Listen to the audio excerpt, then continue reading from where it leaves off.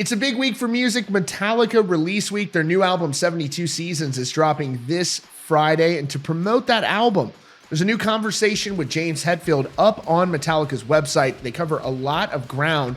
And one of the subjects they spend a great deal of time talking about was James' decision a couple of years ago to return to Rehab. I think he has a very interesting and, quite frankly, inspiring perspective on that subject. James is really insightful and wise. It's always great to hear him speak, and especially on a subject just like this. If you're new to Rock Feed, do us a favor and hit that subscribe button with notifications on for the latest rock news. And also, we partnered with our friends at DWP to give away 4 VIP weekend passes to one lucky winner for the festival of your choosing. Look at those lineups up on the screen. If you haven't been to their VIP section at one of these festivals, it's mind-blowing. Enter to win at the link in the description. So James is talking about a number of subjects in this new conversation. The full discussion is up on Metallica's website. I've linked to it in the description. But James talks about that decision to return to Rehab a couple of years ago. A lot of people were concerned. Sounds like it was something he was very considerate about. They even talk about how some fans were concerned that, in fact, Metallica wouldn't continue after this. But it really looks like James is in a great place, which is wonderful to see, and he had some very good insight on this situation.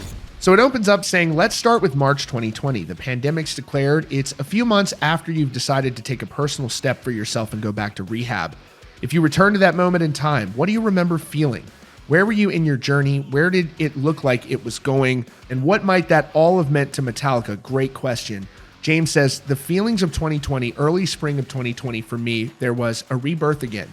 Realizing my life needed some help, going away to rehab, putting the salt on some band stuff again out of personal health, mental health reasons, you know? That takes priority, even though I just want to keep running and let the band keep going and run away from my problems. I needed to deal with stuff, a lot of rawness at that point. It's really difficult when there's so much stuff going on around the rest of your life to take time for yourself, to get yourself at least to a point where you feel like you're functioning. And for me, it hasn't been easy at times to just shut out the rest of the world. And then obviously when the pandemic happened, it was, and I want to word this right because it was horrible, absolutely horrible for many people. In a strange way, it was kind of a silver lining for me. I was able to put the brakes on life and really take some time to embrace my needs at that time. So yeah, not discounting all of the terrible things that were happening at that point. It was just a timely thing that happened, and I can see positivity in it for myself. James then goes into detail about some of the ways that he worked through these issues and some of the things that worked for him personally. He said, therapy and program and rehabs and all that stuff, it's all helpful for me to get some outside help around that stuff and issues from my past. As far as journaling, I'll journal on certain struggles or topics that are going on with me. I'm not the sit down daily keeping a diary of sorts. Like, yeah, now it's the pandemic today and I feel blah, blah. There wasn't a lot of that. But yeah, doodling and writing certain things that are helpful to me. Usually when there's downtime, lyrical things, subject matters tend to come up. Obviously, when we're not focused on stuff we've done in the past, there's this break, there's a space, a white space there for new ideas and new things to come in. Elsewhere in the conversation, James was asked about when he went to rehab. There were a lot of questions about whether or not Metallica would continue or not, and whether or not he dealt with some of those questions himself. His answer was interesting. The times you've gone to rehab, rumors start. Oh, Metallica's going to break up. It's never going to happen again.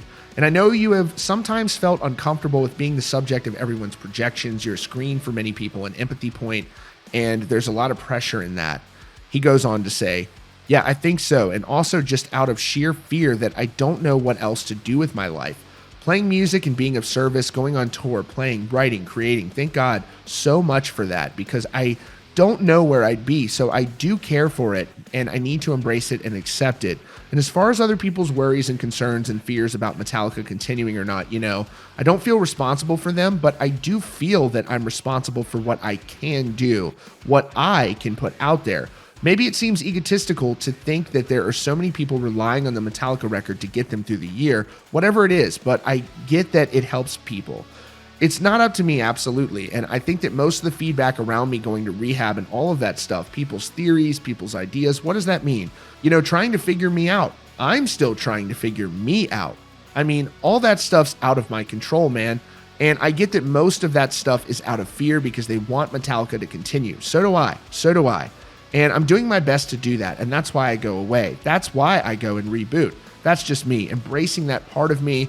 And it also allows me to be more vulnerable, looking the world more in the eye and saying, hey, this is how my life is. I wish it was different. I wish it was easy. I wish I didn't have to do all this stuff, but here's what I go through. And it brings fuel and meaning and purpose to my craft. Wow, that is an insightful and outstanding response from James. On top of learning about how James addressed some of these issues, it's also, I think, helpful to the millions and hundreds of millions of Metallica fans around the world who can look at him and see that he is in fact vulnerable and he is human. And this is just such a great interview. The interviewer did an excellent job, and James was just so honest in his responses. Hopefully, I think that will help a lot of people who look at him and go, you know, even he struggles as well, and hopefully that'll encourage other people to get some assistance themselves. Now, this entire conversation is linked in the description. There's a lot more to this. And I also want to encourage you, join the conversation. We're over on Instagram. You can communicate directly there as well. Instagram, follow Rockfeed, and also check out the recommended video up on your screen.